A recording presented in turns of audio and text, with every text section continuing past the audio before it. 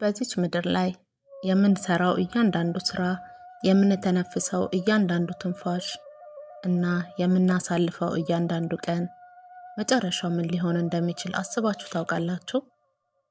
ዛሬ የምነግራችሁ ታሪክ የብዙዎቻችንን ህይወት የሚቀይር ነው። ለ30 ዓመታት ያህል በእንጨት ስራ ጥበብ ዓለምን ያስደመመ አንድ ጎበዝ አናጺ ነበር። እጆቹ ተአምር ይሰራሉ።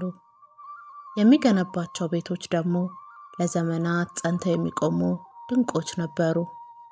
ነገር ግን ጊዜው ነጎደ፣ አናጺውም አረጀ። አንድ ቀን ወደ አለቃው ዘንድ ሄደ። አይኖቹ እንባ አቅርረዋል።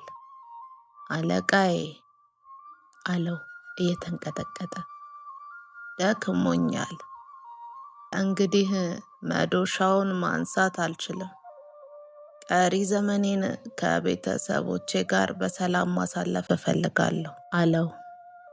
አለቃውም በጣም አዘነ። ምርጥ ጥበበኛውን እያጣ መሆኑን ገባው። በመሆኑም አንድ የመጨረሻ ጥያቄ ያቀረበለት። እባክህ ይህችን አንድ ቤት ብቻ ስራልኝ፣ መጨረሻህም ይሁን፣ ከእሷ በኋላ በሰላም ትሰናበታለህ አለው።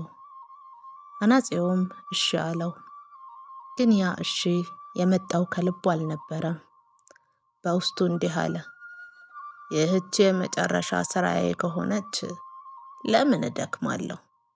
ማን ያየኛል? ለማንስ ነው የምሰራው?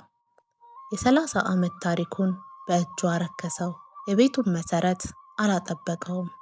እንጨቶቹንም ሳይመርጥ በተወላገደው በበሰበሰው እንጨት ቤቱን ሰራው። ግድግዳው ሲያጋድል እያየ ዝም ብሎ ቀባው። ቢፈርስም የእኔ አይደለ እያለ ራሱን እያታለለ በህይወቱ ሰርቶት የማያውቀውን ደካማ ቤት ሰርቶ ጨረሰ። የመረከቢያው ቀን ደረሰ። አለቃውም መጣ።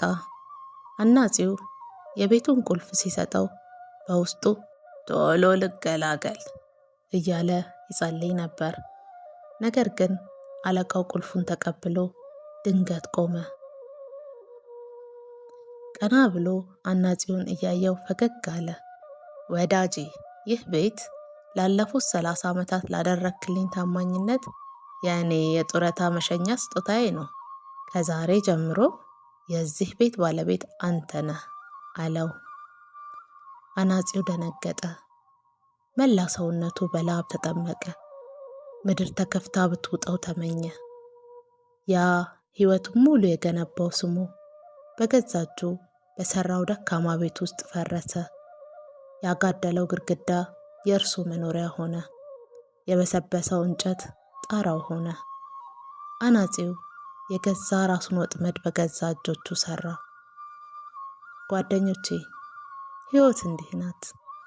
በየቀኑ የምንሰራው ስራ፣ የምናሳየው ቸልተኝነት ነገ የምንኖርበት ቤት ነው። ዛሬ የምትሰራውን ስራ ለሰው ነው ብለህ አታጥፋው። ምክንያቱም ነገ ቁልፉ ወደ አንተ ይመለሳል። ዛሬ የምትገነባው ቤት ነገ መኖሪያህ ነው።